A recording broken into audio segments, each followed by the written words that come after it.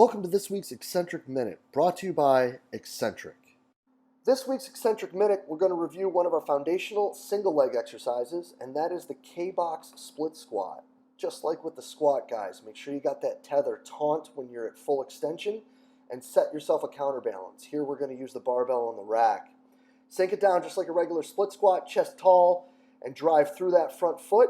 I really like that back plate there to take tension off that back toe. As we progress forward, that's going to be big time to help us even keep our weight forward more. As we increase intensity and decrease volume, we're also typically cutting depth, therefore increasing transfer when we're looking at stopping power at a greater height.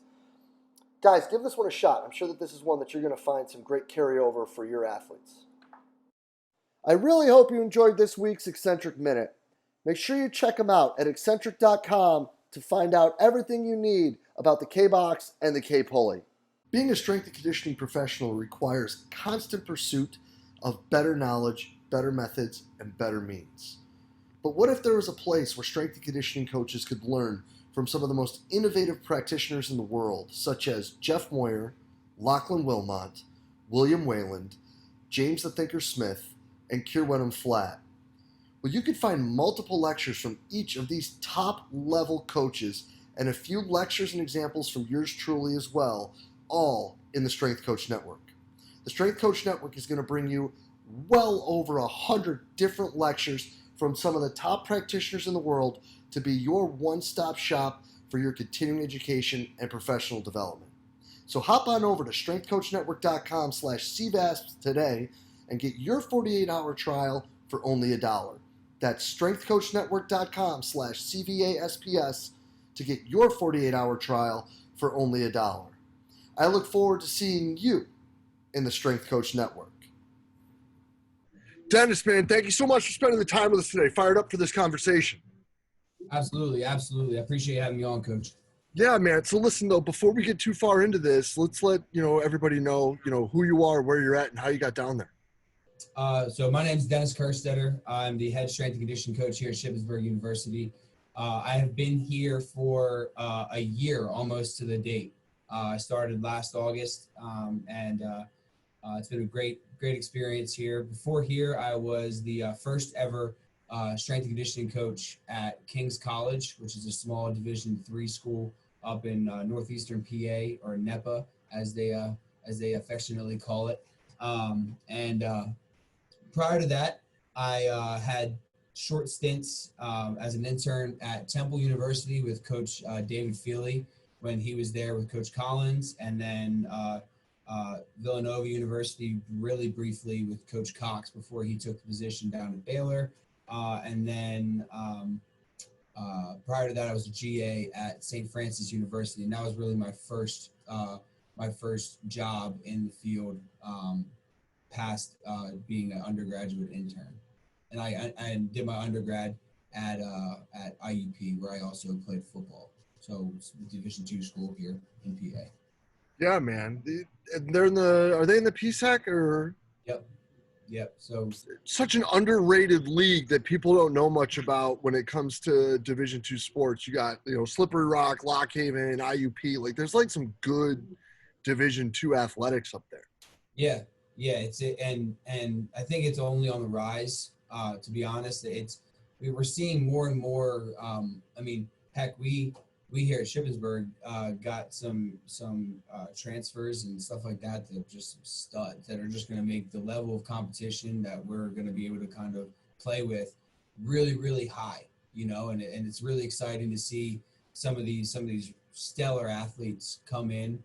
Which just raises the level of competition around. Like when you go against teams that have some guys that have Division I talent, but something happened, something happens, and whether the grades weren't the best or they made a mistake, they're given a second shot at playing the game, but that still doesn't take away from the talent they have to play the game. Yeah, man, no doubt. And then even more so underneath that, you get a wide range of like people from around the world, like in Division II. Like it's really an interesting thing that I think that a lot of people as a Division III guy, like growing up, like I think that people Like they just don't understand that there's a lot of good there, but there's some unique challenges too at those levels, and I think that that's probably a good spot for us to start at. You know, it's like I think a lot of people like to listen to these because they hear a lot of the guys and the ladies who are at these like big time places that have these really neat jobs and they get to do all these fancy things with all these tools. And but I think all too often we forget what it means to like get in there and train a group and then like be with not like a group but like a big group, and like what it means to be the strength coach. Yeah, the only. Yeah, yeah, I hear you. Yeah. Um, yeah, I think I truthfully think that my time at Kings, where when I was at Kings, we had 27 sports, and I think they just added one. I think they have 28 now. Really set me up to succeed here because I was able to train um, with very little, a lot of different teams, and do it in a way that really was efficient and allowed for us to train properly and efficiently and optimal level.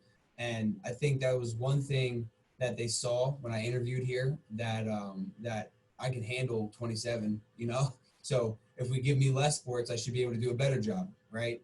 We have better facilities here, just because at Kings we had to share the space with our general student body, so that presented challenges of its own. And my prior stints were all at Division I levels, so being at the Division I level, I'm used to having all those tools and all those little nuances and gadgets and gizmos that make things easy.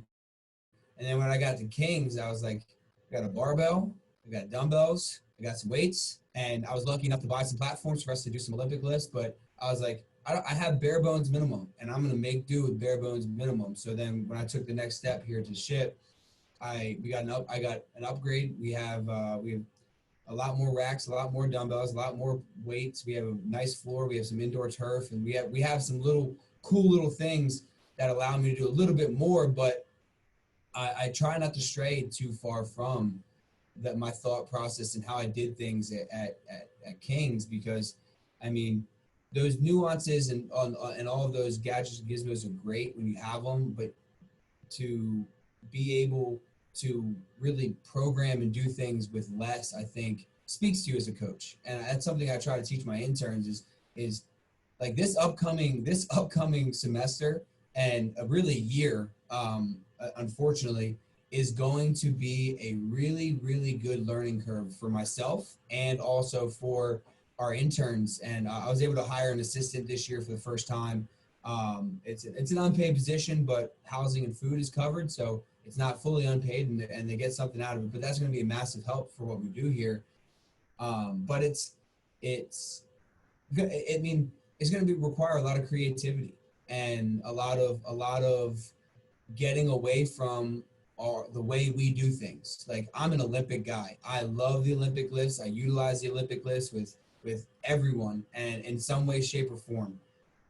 That might not happen this year, and if it does, it's going to be very, very low intensity, technique driven. We're going to try and maximize rate of force development, but loading it up might not be the way we go, especially here in the beginning of the semester, because I'm approaching things that with full thought process of we haven't trained since March.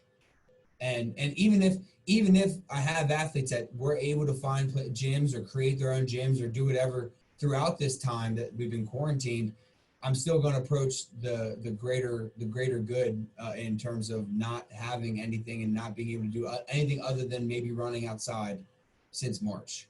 So it's we've been having a lot of conversations with myself and my interns and my assistant about how we're going to program, how we're going to do things, how we're going to implement a lot of the things. And I'm a student of Coach Johnny Parker, and his book, The System. And I utilize that a lot in the way I do things. But if you're familiar with the book, he has that. Have you read the book, Coach? Yes, sir.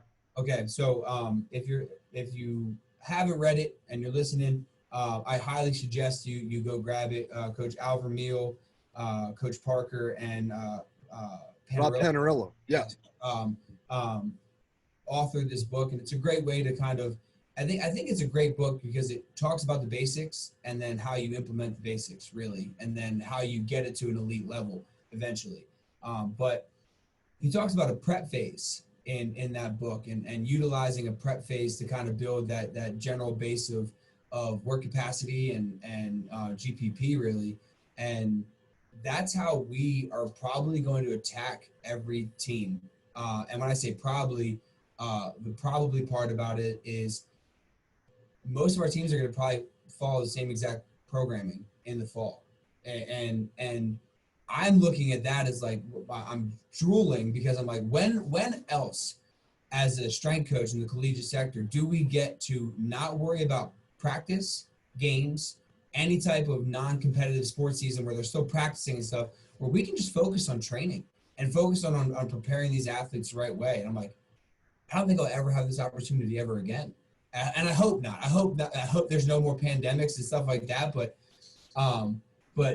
I'm looking at it just hungry, and I'm like, this is a great opportunity to really assess movement quality, really assess technique, really assess just the way they attack the weight room, and the thought process and the intent behind everything that we do, without having to worry about we got to pull back today because we got a game tomorrow, or we got to pull back today because we have practice later on, and that practice we're doing, it's going to be a higher intensity full pads practice, so we got to pull back today. So without having to worry about those things, we can really structure a full off-season program now that allows us to really slow cook and really get these athletes geared up the right way, and do things in the right way, and not have to worry about the practice, but also not have to worry about pushing strength or pushing uh, uh,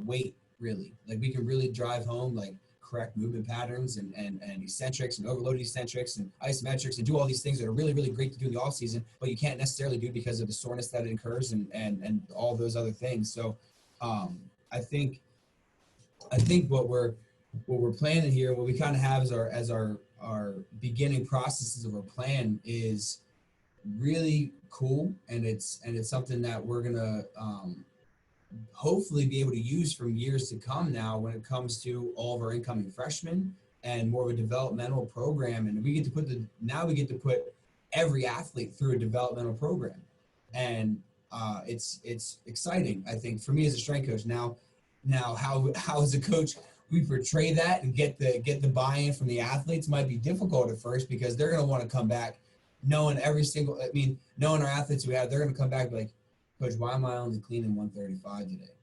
I hit 315 before we left. Well, here's why. And got to make sure we break it down, educate them, make sure they understand the why behind what we're doing and why we are taking these regressions, so that we can progress moving forward. Is a challenge in itself, but I'm excited for that challenge. And I think the ability to put everybody through a development program really helps me, especially since I'm relatively new here. I've only been here for a year. So now those upcoming seniors and sophomores that I kind of wasn't able to do anything with when they were freshmen, we get to have that opportunity now and really kind of reset them and make them really understand their intent behind moving the barbell with every separate exercise that we do. So when you talk more about that general prep stuff and things of that nature, obviously, depending on what the state says and the school says and all that stuff, and if we're here, there, or another place with whatever's going on, if you're listening, put your freaking mask on right now. But anyway, and put it on so it covers your nose. There's a great meme out right now that it's like, you wouldn't wear your underwear with your junk hanging out, so why would you like wear a mask with your nose hanging out? Good one. I love it. Like, and I actually started asking like my guys, like, it's like it's hanging out, like you might want to cover up. But no, like, so how do you see that impacting that initial phase, and what are you going to be actually looking for? What are you going to be, like you said, assessing it and looking at things that way? Like, what are your assessments? What are you going to be looking at? And how is that going to drive kind of the decisions moving forward? Because you're going to have big groups. That's going to obviously be a challenge to one-on-one it. So we're really blessed to have an administration and people above them that really buy into the overall athletic experience. So we have in our weight room, we have 6 double-sided racks that are off to the side, but have enough space there that we can socially distance with one person on the rack and then the person in waiting that's 6 feet apart. And so we can realistically, we'll be getting about 24 in the weight room. And then we're also right outside of our door. We've access to relatively quick access to old racquetball courts that we're investing some money. We're buying some half racks and we're actually setting them up in the racquetball courts themselves. So we'll have other places to train.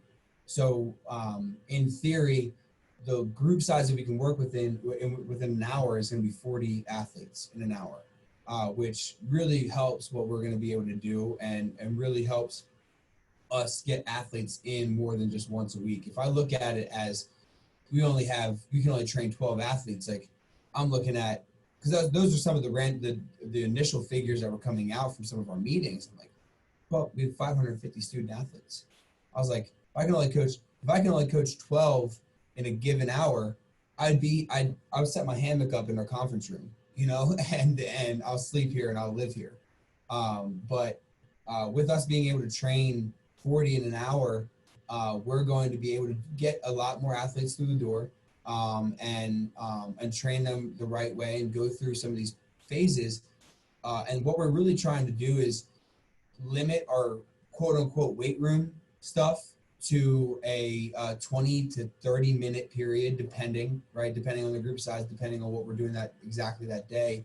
And then we have a relatively quick access to our football field and using the remaining 15 to 20 minutes on the field to do, whether it's the first part of what we do or the last part of what we do, utilizing those outdoor areas to work on speed, plyometrics, work on conditioning, agilities, all these other things that would be the first thing I think those are the first things you start to lose when you're detraining is your ability to produce power and be able to be explosive. So getting our athletes back into, but making sure we're doing it in the right ways. And those are going to be the spaces, our outdoor area and our quote unquote, when I say conditioning, for those of you that are listening, I don't just mean aerobic conditioning. I'm meaning speed conditioning and making sure our athletes are, when I say conditioning, it's more of a catch-all term that's saying that you're properly able to handle the demands of your sport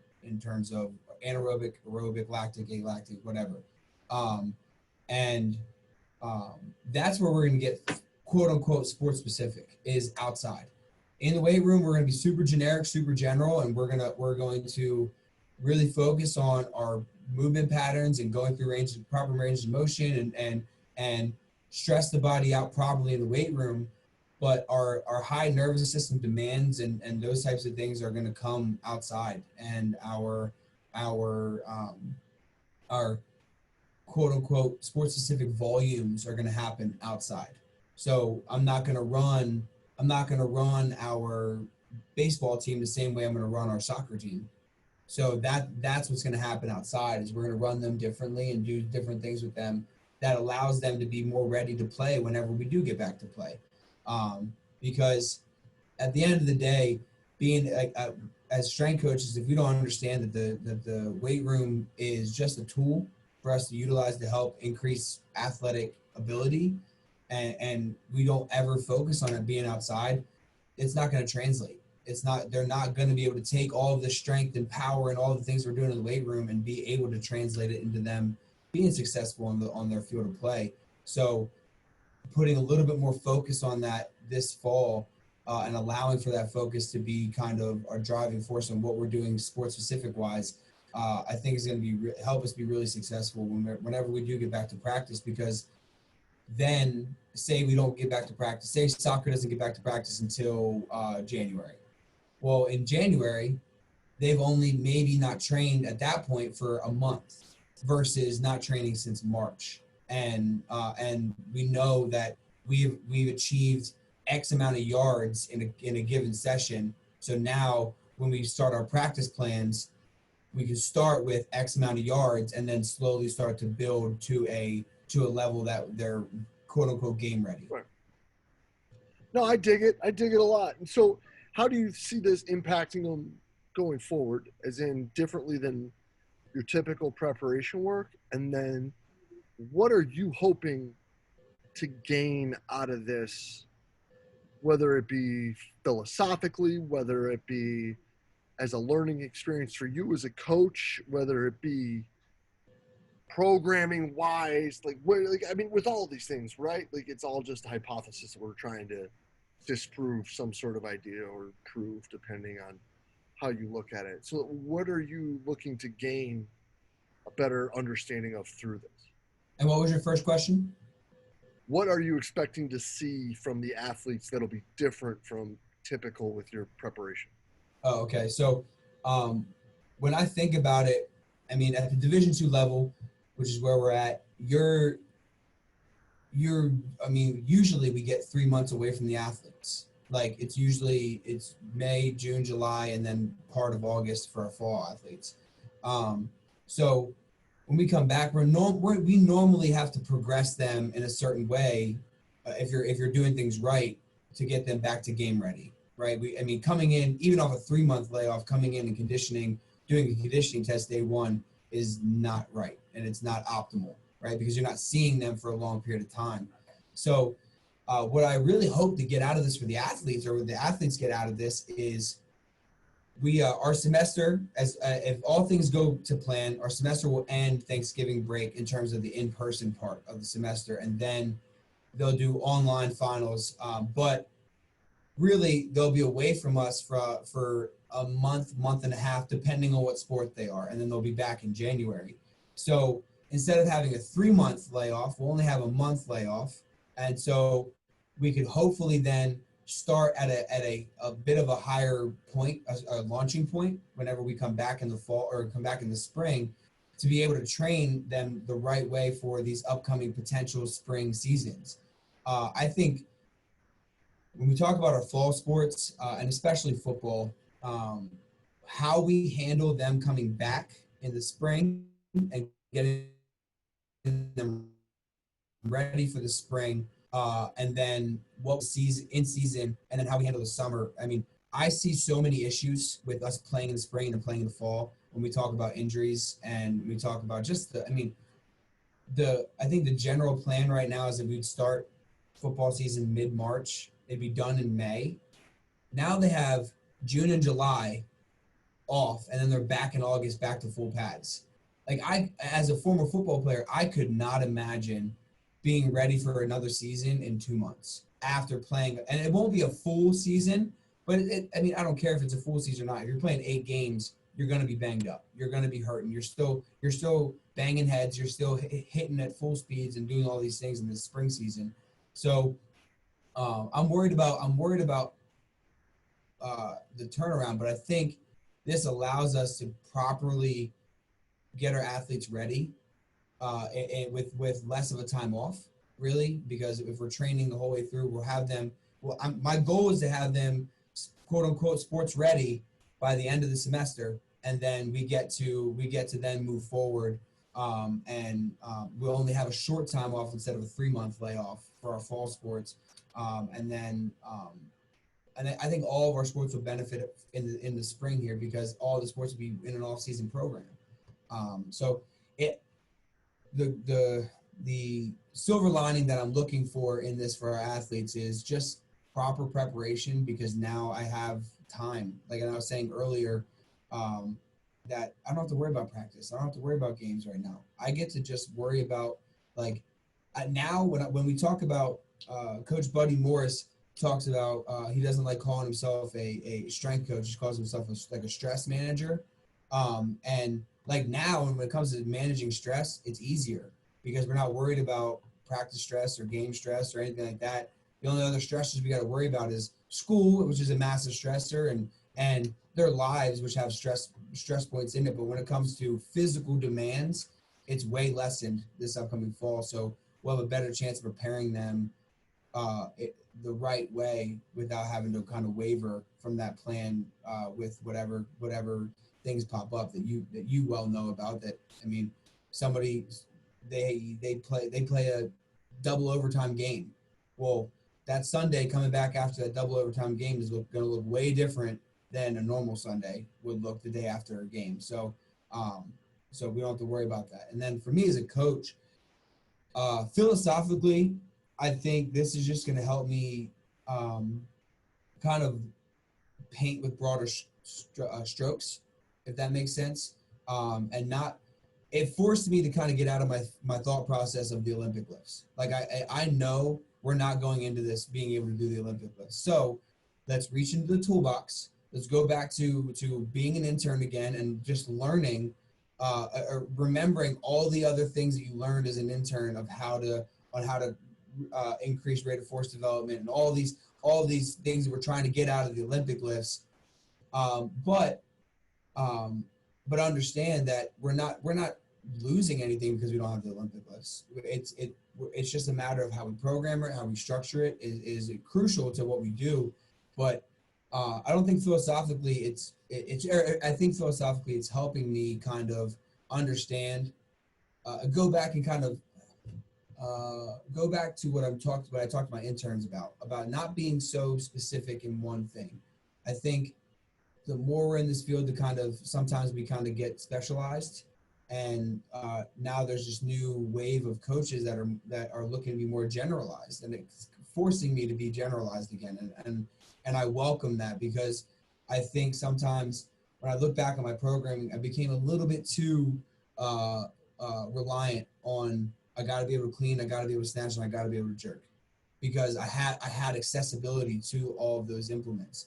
Now that I'm not going to have accessibility to all those implements and moving it the way we want to move it and putting the correct loads on it to get what we're trying to get out of it, I think it's just going to help me as a coach, and it allows for me to practice what I preach to my interns about being able to kind of be well-rounded as a coach and be able to have a deep toolbox. And you have your tools, your hammer, your screwdriver, and like those are your tools you use most often. But there are other ways to do these certain things. So I think philosophically that helps me kind of just broaden my range again, and helps me just kind of reset as a coach almost, and kind of go back to the basics as a coach and being like, look, you don't have all this. Let's go back to Kings, where I was at previously here. Like, what couldn't you do at Kings? But what could you do? And how can you implement that here? Because you're not going to be able to do certain things. So, and also too, I think it's going to put a little more value on getting out to the field. Certain teams, we place a lot of value to getting out to the field and being as active as possible. But certain teams, we allowed for them to do it at practice. Like basketball, it's constant speed and agility, right? It's constantly like change of direction and agility stuff. So I didn't really rely on that much. Now I'm going to have an opportunity to watch them move, do their speed and agility, but in a controlled way versus them just playing the game of basketball. It's going to help me kind of reintroduce all of our athletes to just getting out in the field, running properly, moving correctly when it comes to cutting and planting and going through a proper breaking pattern, and then being able to come out of that break. So it allows us to, it's forcing us to kind of go in that route. I love it, man. And I think that one thing for sure that a lot of us might end up getting from all this is actually, I don't know if this is going to come out right or not, but questioning how much we actually need the weight room. Like, I think that you really hit the nail on the head on a couple things there. And it's, at least in my opinion, it's, what we're doing right now is a bit different. What we're doing right now is unique. Obviously, we have a unique demographic of young people that we get to work with. We have a small group right now, just men's and women's basketball. But even looking at our entire return to sport protocol, I mean, there's a lot of teams that aren't even going to step in the weight room for 5 weeks, because it's like, at the end of the day, if we're really that concerned about them being able to, lack of a better term, survive practice, we better make sure they're in shape.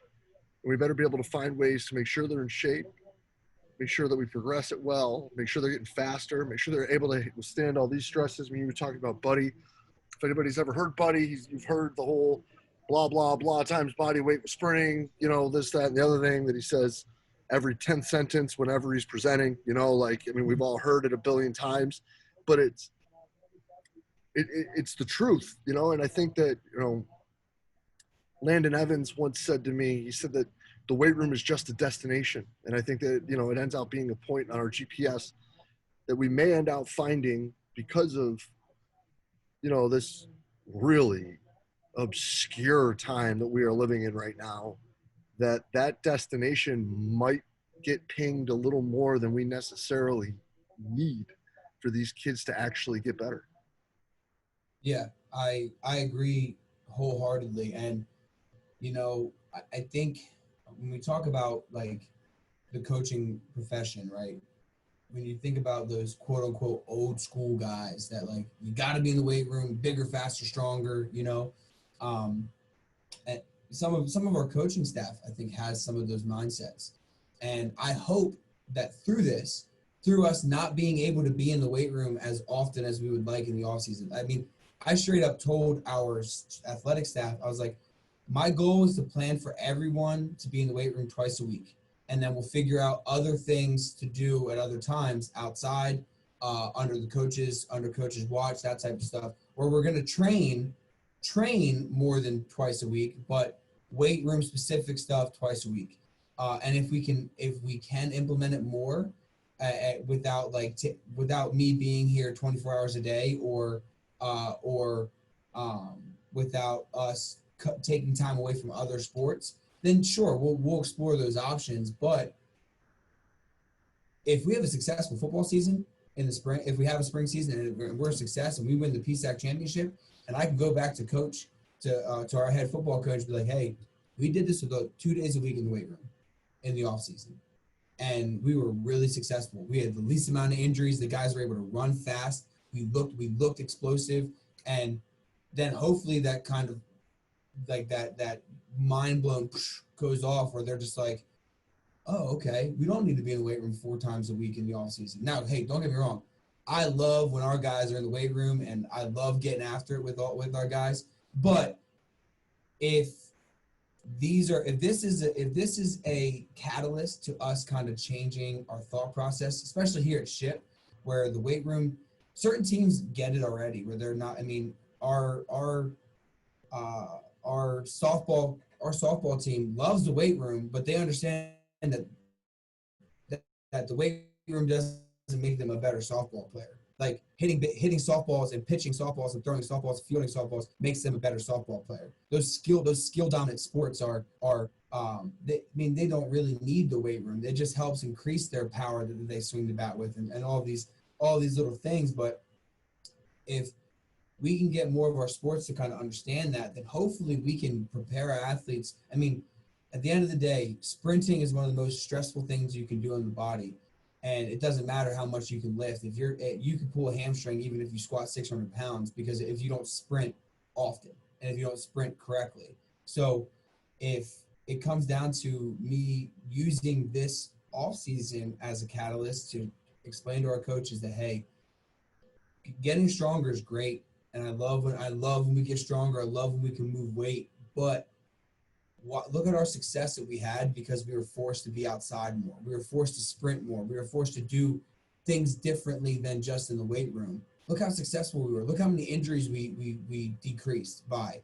Look at the injuries that we have. We have less soft tissue injuries now. We have, and it's more just collision-based injuries now. So if we can use that as like I said, a catalyst to kind of change those thought processes, I mean, I'm all for it. I think I'm like, look, hey, I'm welcome to the challenge of this upcoming fall, and I'm looking forward to learning through this challenge. And I might not even know. I know I don't know what I'm going to learn from this challenge yet, because there's going to be things that pop up, situations that happen that I got to adjust on the fly and be like, all right, this doesn't work. Figure out a new way to do it now. So I think it's going to be a really exciting time. That my number one goal coming out of this is keep the athletes safe and do it the right way. But another thing is to show it can be done without needing to do it the same way we've always done it. And I mean, one of the worst statements in the world that you can make is that's the way we've always done it. And if you're not willing to adjust, then there's no point in trying to make a change. No doubt about it, man. And I'm fired up to hear what you're doing. It sounds like y'all got a great plan. It sounds like, the fluidity of all of it is just going to be based upon the fluidity of the times that we're living in right now, bro. And I think that that's absolutely some killer stuff. And, Stet, I can't thank you enough for spending the time with us today, man. This is fantastic. So many nuggets in there to help people at least take a step back and think, well, I mean, A, maybe I don't have it that bad. And B, maybe, taking a step back and changing my point of view is a big time good thing to do right now. So I do, man. I appreciate you being so open, honest, and candid to share with us today, man. This is great. Thank you so much. I appreciate it. Yeah, man. Well, we'll be in touch real soon, brother. Thank you so much for your time. Hey, you too, Coach. Have a great day. You too.